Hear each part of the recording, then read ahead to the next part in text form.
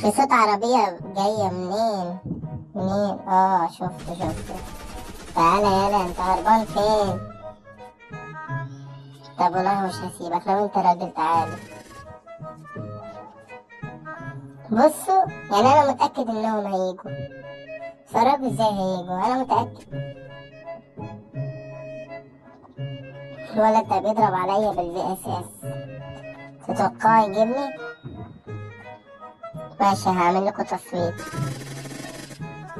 انا كده بضرب يعني من اساس ان هسيبه ولا هجيبه ولا اي حاجة يعني، عشان كده بضرب، مش اكتر من كده. العيال بشت عليا، يا لهوي يا لهوي يا لهوي. بس اتفرجوا، هعمل لكم بيهم، هعمل لكم صحن بامية. تعالى يلا، تعالى يلا. ايه يا عم الولد ده طلع ذكي والله. انا توقعت يخش بقلب ميت. هجيبك. اول حاجة عايزين نرمي سموك عشان محدش يقدرنا من ورانا، ودلوقتي لو هم رجالة يبشوا عليا. اتفرجوا ازاي هعمل لكم منهم صحن بامية كده، استمتعوا بيه.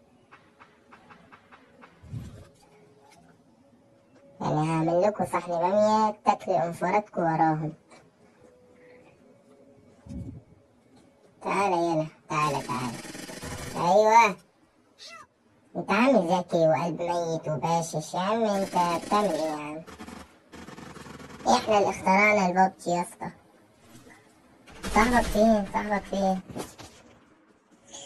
الحقوه، الولد ده بيهرب. انت هربان فين يا عم؟ رايح تصحي زميلك فين؟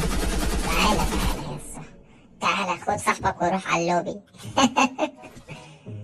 مع السلامة يا زميلي. الرقصة دي هدية مني ليكم. والله متوقعين ايه يعني؟ النهارده مفيش غير باجي بيبص عليا ليه؟ طب ما تبعتولنا حد يعني كده يبقى قد المقام. اروح اشوف وضعهم ايه دول. خليكم معايا يا رجالة، هروح اشوف وضعهم ايه واجيلكم.